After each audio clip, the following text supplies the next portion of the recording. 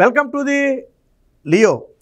గతంలో అనేక సందర్భాల్లో చాలా స్పష్టంగా చెప్పుకున్నాం, తెలుగుదేశం పార్టీ కార్యకర్తలకు ఆ పార్టీలో స్వేచ్ఛ ఎక్కువ ఉంటుంది. అధినాయకుడు తప్పు చేసినా ఇది తప్పు అని చెప్పే ధైర్యం కానీ స్వేచ్ఛ కానీ తెలుగుదేశం పార్టీలో ఉంటుంది. ఈవెన్ చంద్రబాబు గారు కూడా కార్యకర్తల అభిష్టం మేరకే అనేక ప్రాంతాల్లో టికెట్లు కేటాయించడం కూడా జరిగింది. సో ఆ పార్టీ కూడా కార్యకర్తలకు ఇచ్చే భరోసా కానివ్వండి, కార్యకర్తల మాటకి ఇచ్చే విలువ కానివ్వండి అంతే స్థాయిలో ఉంటుంది. ఇది ఒక తెలుగుదేశం పార్టీలో మాత్రమే సొంతం. ఫర్ ఎగ్జాంపుల్ వైసీపీ పార్టీ తీసుకోండి, ఆ పార్టీలో నాయకులు చెప్పే మాటకే విలువ ఉండదు, ఇంకా కార్యకర్తల మనోభావాలను పట్టించుకునేవాడు ఎవడు ఉండరు. కానీ తెలుగుదేశం పార్టీలో అలా ఉండదు. ఎందుకంటే తెలుగుదేశం పార్టీ అనేది నాయకుల పార్టీ కానే కాదు, కార్యకర్తల పార్టీ. ప్రపంచంలోనే కార్యకర్తల పార్టీగా పేరొందినటువంటి ఏకైక పార్టీ తెలుగుదేశం పార్టీ. పార్టీకి కష్టం వచ్చినప్పుడు ఎంత బలంగా నిలబడతారో, వాళ్ళ నాయకులు అధికారంలో ఉన్నప్పుడు తప్పు చేస్తే అంతే బలంగా నిలదీస్తారు కూడా. అది తెలుగుదేశం పార్టీలో ఉంది. ఇప్పుడు మనం దీని గురించి ఎందుకు మాట్లాడుకోవాల్సి వచ్చిందంటే, ఉమ్మడి పశ్చిమ గోదావరి జిల్లా, ప్రస్తుతం అయితే ఏలూరు జిల్లా నూజివీడులో సర్దారు గౌతు లచ్చన్న, దివంగత నేత సర్దారు గౌతు లచ్చన్న విగ్రహావిష్కరణ కార్యక్రమం అయితే ఒకటి జరిగింది. సాధారణంగా ఆ కార్యక్రమం అంటే సర్దారు గౌతు లచ్చన్న అంటే మనవరాలిగా గౌతు శిరీష వెళ్తారు, అందులో సందేహం లేదు. సో నూజివీడులో జరుగుతుంది కాబట్టి అక్కడి నుంచి ప్రాతినిధ్యం వస్తున్నటువంటి ప్రస్తుతం మంత్రిగా ఉన్నటువంటి పార్థసారథి కూడా వెళతారు. సరే, బాగానే ఉంది. సరే, ఇతర టీడీపీ నేతలు కూడా వెళ్ళొచ్చు. అయితే అనూహ్యంగా ఇక్కడ ఒక వైసీపీ నేత ప్రత్యక్షమయ్యారు. ఎవరయ్యా అంటే జోగి రమేష్. మాజీ మంత్రి జోగి రమేష్ ఈ సభలో ప్రత్యక్షం అవటం అనేది టీడీపీ శ్రేణులు ఆగ్రహావేశాలకు ప్రధాన కారణమైంది. ప్రత్యక్షం అవటమే కాదు, గౌతు శిరీషతోనూ మంత్రి పార్థసారథితో కలిసి ఒకే కాన్వాయ్ మీద ఊరేగింపుకి వెళ్తారు, ఒకే వేదిక మీదేమో స్టేజ్ పంచుకుంటారు, విగ్రహావిష్కరణలో అందరూ పక్కపక్కన నిలబడి ఫోటోలు దిగుతారు. ఇది టీడీపీ కార్యకర్తలు జీర్ణించుకోలేని అంశంగా మారింది. సరే, వేరే వైసీపీ ఎవరో ఆ అనామొగుడైతే పెద్దగా పట్టించుకునేవాళ్ళు కాదేమో, కానీ చంద్రబాబు గారి ఇంటి మీద దాడి చేయటమే కాకుండా అటు లోకేష్ని ఇటు చంద్రబాబు గారిని అనరాని మాటలు అన్నటువంటి వ్యక్తి జోగి రమేష్ ఒంటి కాలి మీద లెగిసిపోయారు. ఒక రకంగా చంద్రబాబు గారి ఇంటి మీద దాడి అంటే ఒక రకంగా చంద్రబాబు గారి మీద జరిగిన హత్యాయత్నం లాంటిది. ఆ రోజు జోగి రమేష్ దాడిని ఎంత బలంగా ఖండించారు టీడీపీ నేతలు. అందులో గౌతు శిరీష ఉంది కదా, గౌతు శిరీష కూడా నాటు ఖండించింది కదా. కానీ ఈరోజు అదే మాజీ మంత్రి జోగి రమేష్ వచ్చిన కార్యక్రమాలకు వీళ్ళు వెళ్ళటం అనేది తీవ్ర దుమారం రేగింది. టీడీపీ కార్యకర్తలు అగ్గి మీద గుగ్గులమయ్యారు. దీంతో టీడీపీ కార్యకర్తల ఆగ్రహావేశాలను గమనించినటువంటి అధిష్టానం వెంటనే అలర్ట్ అయింది. దీని మీద లోకేష్ కూడా ఒక రకంగా ఆగ్రహం వ్యక్తం చేయడంతో పాటు ఇమీడియట్గా వారి నుంచి వివరణ ఇవ్వాలని చెప్పి ఆదేశించడం కూడా జరిగింది. మంత్రి పార్థసారథి అయితే బహిరంగ క్షమాపణ చెప్పారు. శిరీష అయితే ఒక సుదీర్ఘ వివరణతో వీడియోను కూడా విడుదల చేసింది. కానీ ఈ వివరణ తర్వాత టీడీపీ కార్యకర్తలు మరింత బొగ్గుమన్నారు. వీళ్ళు చెప్పింది ఏంటంటే, కార్యక్రమానికి ఎవరు వస్తున్నారో తెలియక మేము వెళ్ళామని చెప్తున్నారు. కొద్దిసేపు గౌతు శిరీష అంశాన్ని పక్కన పెడితే మంత్రి పార్థసారథి రమ్మంటేనే జోగి రమేష్ వచ్చాడు. అందులో కొనకళ్ళ నారాయణ కూడా ఉన్నారు, ఆర్టీసీ చైర్మన్. మంత్రి పార్థసారథి కొనకళ్ళ నారాయణ ఆహ్వానిస్తేనే మాజీ మంత్రి జోగి రమేష్ ఆ కార్యక్రమానికి వచ్చాడు అనేది అక్కడ బలంగా వినిపిస్తున్నటువంటి టాక్. రెండోది, ఆహ్వాన పత్రికలో ముఖ్య అతిథులుగా ఉన్నటువంటి పేర్లలో జోగి రమేష్ పేరు కూడా ఉంది. మరి కనీసం ఆహ్వాన పత్రిక కూడా చూడకుండా ఎలా వెళ్ళారు అనేది ఇప్పుడు టీడీపీ కార్యకర్తలు అడుగుతున్నటువంటి ప్రశ్న. ఇప్పుడు మనం కార్యక్రమానికి వెళ్తున్నాము అంటే ఆ కార్యక్రమానికి ఎవరు వస్తున్నారు అని అడగటం అనేది సహజంగా జరిగే కార్యక్రమం. ఇప్పుడు నన్నే పిలిచారనుకోండి ఒక కార్యక్రమానికి, సరే బాబు ఎవరు వస్తున్నారు ఆ కార్యక్రమానికి, ఎవరెవరు వస్తున్నారని అడుగుతాం మనం. మరి ఇక్కడ జోగి రమేష్ వస్తున్నాడని ఎవరు చెప్పకపోవటం ఏంటి, లేకపోతే వీళ్ళు జోగి రమేష్ వస్తున్నాడని తెలుసుకోకుండా వెళ్ళకపోవటం ఏంటి? ఇది నమ్మశక్యంగా ఉందంటే నమ్మశక్యంగా లేదు. ఎందుకంటే పార్థసారథి కొనకళ్ళ నారాయణ చెబితేనే అసలు ఆహ్వాన పత్రికలో జోగి రమేష్ పేరేశారు అనేది ప్రధానంగా వినిపిస్తున్నటువంటి వాదన. ఒకవేళ ఏమన్నా జోగి రమేష్ టీడీపీలో చేరటం కోసం ఏమన్నా చిన్నగా పావులు గదుపుతున్నాడా, తెలుగుదేశం పార్టీతో అంటగాగే ప్రయత్నం చేస్తున్నాడా అని అనుమానాలు కూడా ఉన్నాయి. బట్ ఎట్టి పరిస్థితుల్లో జోగి రమేష్ని పార్టీలోకి ఆహ్వానించే పరిస్థితి ఉండదు, కార్యకర్తలు యాక్సెప్ట్ చేసే పరిస్థితి ఉండదు. చంద్రబాబు గారు ఒప్పుకున్నా కార్యకర్తలు ఒప్పుకోరు. కార్యకర్తలు ఒప్పుకొని ఏ నాయకుడు కూడా తెలుగుదేశం పార్టీలోకి వస్తే వాళ్ళు చేసేది ఏమి ఉండదు. చంద్రబాబు గారు కూడా కార్యకర్తల నిర్ణయానికి గౌరవం ఇస్తారు. చంద్రబాబు గారి ఇంటి మీద దాడి చేసిన వ్యక్తిని పార్టీలోకి ఎలా తీసుకుంటారని ఇప్పుడు ఈ అంశం అనేది తీవ్ర దుమారం రేపింది. సోషల్ మీడియా వేదికగా కార్యకర్తలు ఒక రకంగా ఏంటంటే కార్యకర్తల ఆవేదన అది. మనం ఏదో వాళ్ళు విమర్శించారు వదిలేయొచ్చు కదా, ఎందుకు ఇంత చిన్న విషయాన్ని రాద్ధాంతం చేస్తున్నారని చాలామంది అనుకోవచ్చు. ఆ రోజు జోగి రమేష్ చేసిన చేష్టలకు తెలుగుదేశం పార్టీ కార్యకర్తలు ఉడిగిపోయి ఉన్నారు. ఆ రోజు దాడి జరిగినప్పుడు ప్రాణాలు కొట్టు పెట్టి ఆ రోజు జోగి రమేష్ను అడ్డుకున్న వాళ్ళు ఉన్నారు. పోలీసులు కూడా రాకపోతే నాడు కార్యకర్తలు నాయకులు జోగి రమేష్ను అడ్డుకున్నటువంటి సందర్భాలు ఉన్నాయి.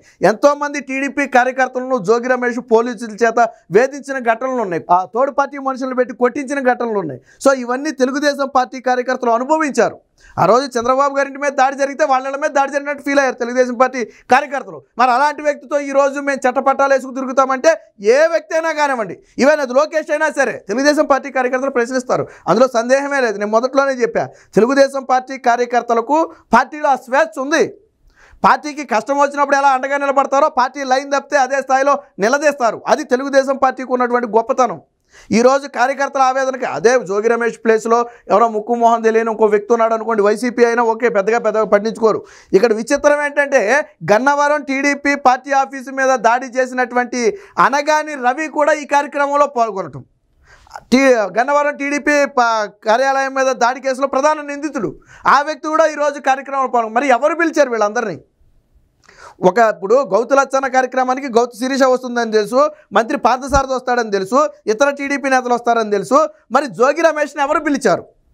ఒకవేళ వీళ్ళు తెలియదని చెప్తున్నారు, జోగి రమేష్ సరే ఈ కార్యక్రమానికి అనుకోకుండా ఎదురుపడిన అతిథి అనుకుందాం, కాసేపు పక్కన పెడదాం.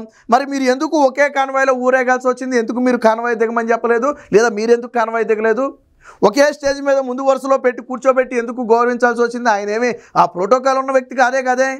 మాజీ మంత్రి జోగి రమేష్కి ఏం ప్రోటోకాల్ లేదు కదా. ఆయనకి ఏమైనా ప్రోటోకాల్ ఉండుంటే ప్రోటోకాల్ ప్రకారం కూర్చోబెట్టామనవచ్చు. అలాగే విగ్రహావిష్కరణ సమయంలో కూడా అంటగాగటం, ఇవన్నీ కూడా టీడీపీ శ్రేణులకు ఆగ్రహం కలిగించింది. ఇక్కడ చూడొచ్చు జోగి రమేష్, ఇది ఇక్కడ ఉన్నాడు జోగి రమేష్, పార్థసారథి, గౌతు శిరీష, కొనకళ్ళ నారాయణ కూడా ఉన్నాడు అనుకోండి, ఇది ఇక్కడ కొనకళ్ళ నారాయణ ఉన్నాడు. ఇది విగ్రహావిష్కరణ జరిగినటువంటి కార్యక్రమం. ఇప్పుడు ఇది తెలుగుదేశం పార్టీలో తీవ్ర చర్చకైతే దారితీసింది. దీనికి సంబంధించి ఒక వార్త అయితే వచ్చింది, ఒకసారి చూద్దాం. ఇది ఈనాడులో వచ్చినటువంటి ఒక వార్త. సీనియర్ నేతలే ఇంగితం లేదా? వైకాపా నేత జోగి రమేష్తో తెదేపా నేతలు అంటకాగుతారా? చంద్రబాబు ఆ ఇంటిపై దాడికి దిగిన వ్యక్తితో కలిసి ఊరేగింపుల బగ్గుమన్న తెదేపా శ్రేణులు, సామాజిక మాధ్యమాల్లో హోరెత్తిన నిరసనలు, చంద్రబాబుకు క్షమాపణ చెప్పిన పార్థసారథి, ఎవరొస్తున్నారో తెలియకే తప్పు జరిగిందంటున్న శిరీష, తీవ్ర ఆగ్రహం వ్యక్తం చేసిన నారా లోకేష్ అని చెప్పి వచ్చింది. ఏలూరు జిల్లా నూజివీడులో జరిగిన సర్దారు గౌతు లచ్చన్న విగ్రహావిష్కరణ కార్యక్రమంలో వైకాపా నేత మాజీ మంత్రి జోగి రమేష్తో తెదేపా సీనియర్ నాయకులు అత్యంత సన్నిహితంగా మెలగడం, ఒకే వాహనంపై పట్టణంలో ఊరేగడం పట్ల తెదేపా శ్రేణులు బొగ్గుమంటున్నారు. సో ఈ ఘటన పార్టీలో ఒక తీవ్ర దుమారాన్నే లేపిందని చెప్పొచ్చు. తెలుగుదేశం పార్టీ కార్యకర్తలు ఏ విషయాన్ని కూడా అంత ఈజీగా తీసుకోరు. సో ఇప్పుడు అదే జరిగింది ఇక్కడ. సో దీనికి సంబంధించి ఇది ఎట్టకేలకు స్పందన. ఈ విషయం మీద బహిరంగంగానే మంత్రి పార్థసారథి క్షమాపణ చెప్తే గౌతు శిరీష అయితే ఒక వివరణతో కూడిన వీడియో అయితే ఇచ్చింది. బట్ ఇది అధిష్టానం ఇచ్చిన అలుసే కారణం. సాక్షాత్తు చంద్రబాబు ఇంటిపైన దాడికి దిగిన వైకాపా నాయకుడితో తెదేపా నాయకులు అంత ధైర్యంగా అంటకాగారు అంటే అది పూర్తిగా వాళ్ళు తప్పు కాదని పార్టీ అధిష్టానం ఇచ్చిన అలుసే కారణం అంటూ తెదేపా శ్రేణులు మండిపడుతున్నారు. కట్టుదాడితే చర్యలు అంటారే తప్ప అలాంటి చర్యలేవి లేకపోవడం వల్లే వీళ్ళు విచ్చలవిడిగా ఇలా వ్యవహరిస్తున్నారని చెప్పి ఒక ఈనాడులోని ఈ స్థాయిలో కథనం రాశారు. అంటే అది ఏ స్థాయిలో ఎఫెక్ట్ అయి ఉంటుందో మనం అర్థం చేసుకోవచ్చు. వాస్తవానికి చంద్రబాబు గారు ఏంటంటే కొంచెం సౌమ్యంగా వెళ్ళిపోయే వ్యక్తి. సరే ఒక టైంలో ఆగ్రహం వ్యక్తం చేసిన ఆ తర్వాత సరే పోనేలే అన్న మనస్తత్వ ధోరణం చంద్రబాబు గారికి ఉంటుంది. బహుశా అదే వీళ్ళకి అలుసుగా మారిందేమో. బట్ నారా లోకేష్ అలా వ్యవహరించకూడదు. చంద్రబాబు గారు లాగా మెతకు ఉంటే పార్టీ నాయకుల వ్యవహారాలు ఈరోజు ఇలాగుంటాయి. ఈరోజు ఎంతోమంది లక్షలాది మంది కార్యకర్తల మనోభావాలు దెబ్బతిన్నాయి. ఆ ప్రాంతంలో కొంతమంది నూజివీడి వాసులు చెప్తున్నారు, జోగి రమేష్ని ఆ వాహనం మీద పెట్టుకుని ఊరేగుతుంటే టీడీపీ కార్యకర్తలకి కింద కడుపు రగిలిపోయింది. ఒక జై కొట్టలేరు, ఒక జిందాబాద్ కొట్టలేరు, ఏ నాయకుడికి కొట్టలేరు, కడుపు రగిలిపోయి ఉన్నారు. కానీ అదే కార్యక్రమంలో జోగి రమేష్ లేకుండా ఉంటే ఎంత హుందాగా జరిగేది కార్యక్రమం. తెదేపా కార్యకర్తలు ఎంత హ్యాపీగా కార్యక్రమాన్ని నిర్వహించేవారు. వాళ్ళతో కార్యక్రమం ఉండటం వల్ల కార్యకర్తలు నలిగిపోయారు. అలాగని వెళ్ళలేరు, అలాగని రాలేరు. మానసికంగా ఎంత ఇబ్బంది పడి ఉంటారో ఒకసారి ఆలోచించుకోండి. కార్యకర్తలు లేకపోతే మీరు లేరు. ఈరోజు మీరు లేకపోతే పార్టీ లేదు. కార్యకర్తలు లేనిది ఏ పార్టీకైనా కార్యకర్తలే వెన్నుముక్క. అది తెలుగుదేశం పార్టీకి ప్రధానంగా. చంద్రబాబు గారే స్వయంగా చెప్తారు కార్యకర్తలు లేకపోతే అసలు ఈ పార్టీయే లేదని. ఇన్నేళ్ళుగా పార్టీ ఎలా నిలబడింది, ఎన్నోసార్లు ఆటుపోట్లు ఎదుర్కొంది, 2-3 సార్లు ప్రతిపక్షంలో ఉన్నటువంటి చరిత్ర తెలుగుదేశం పార్టీకి ఉంది.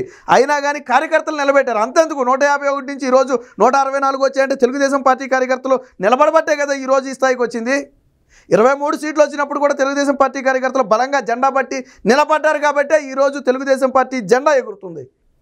మరి ఇవన్నీ మర్చిపోయి నాయకులు ఏదో మీ లాభం కోసమో మీ స్వలాభం కోసమో లేదా తాత్కాలిక ఆనందం కోసమో ఇలాంటి చర్యలకు దిగితే కార్యకర్తల మనోభావాలు చాలా తీవ్రంగా దెబ్బతింటాయి. దీనికి సంబంధించే ఇదైతే వచ్చింది. సామాజిక మాధ్యమాల్లో టీడీపీ కార్యకర్తల ఆవేదన ఏ స్థాయిలో ఉందో చూడండి. న్యూస్ వీడియో ఘటనపై తెదేపా అభిమానులు కార్యకర్తలు ఆగ్రహావేశాలతో వ్యంగ్యాస్త్రాలతో సామాజిక మాధ్యమాలు హోరెత్తిపోయాయి.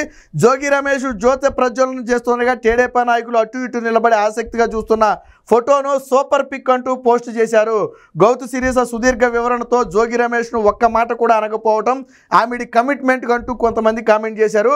కొలుసు పార్థసారథి వైకాపా వాసన చావని పాము అంటూ మరొకరు ఘాటు కామెంట్ పెట్టారు. పాపం బాబు గారి ఇంటిపై దాడికి వచ్చిన వ్యక్తికి తెలుగుదేశం పార్టీ నేతలు ఎంత గౌరవిస్తున్నారో బాగుందయ్యా చంద్రం అంటూ మరొకరు కామెంట్ చేశారు. కొడాలి నానిని సైకో వంశీని కూడా ఎక్కించుకోండి దరిద్రం పోతుందంటూ ఇంకొకరు మండిపడ్డారు. అంతా ఆ తానులోని మొక్కలే మనమే వెర్రివాళ్ళం అంటూ మరొక కార్యకర్త వ్యాఖ్యానించారు. వైకాపా అధికారం కోల్పోయాక ఆ పార్టీలో కంటే తెలుగుదేశం పార్టీలోనే వైకాపా నేతలు స్వేచ్ఛగా కనపడుతున్నారని ఇంకో కార్యకర్తలు. అంటే ఈ కామెంట్లను బట్టి మీకేమర్థమైంది? కార్యకర్తలు కడుపు మంటతో రగిలిపోయారు. దానికి కారణమైన మీరేదో ఒక వివరణ ఇచ్చేసి చేతులు దులిపేసుకుంటే కడుపు మంట పోయేది కాదు, పడిన మచ్చ పోయేది కాదు. భవిష్యత్తులోనైనా ఇలాంటి ఘటనలు జరగకుండా తెలుగుదేశం పార్టీ కఠినంగా ఉండాలి. దీని మీద నారా లోకేష్ ఇప్పటికే తీవ్ర ఆగ్రహం వ్యక్తం చేయడంతో పాటు వారిద్దరి నుంచి కూడా స్పష్టమైన వివరణ తీసుకోవాలని ఆదేశించడం జరిగింది. ఆ కోవలోనే వాళ్ళిద్దరూ వివరణ ఇవ్వటం, పార్థసారథి క్షమాపణ చెప్పడం కూడా జరిగింది. ఏది ఏమైనా మొత్తంగా ఈ గౌతు లచ్చన్న విగ్రహావిష్కరణ కార్యక్రమంలో మాజీ మంత్రి జోగి రమేష్ పాల్గొనడం అనేది తెలుగుదేశం పార్టీలో తీవ్ర దుమారాన్ని అయితే రేపింది. Please subscribe to Leo news for more videos.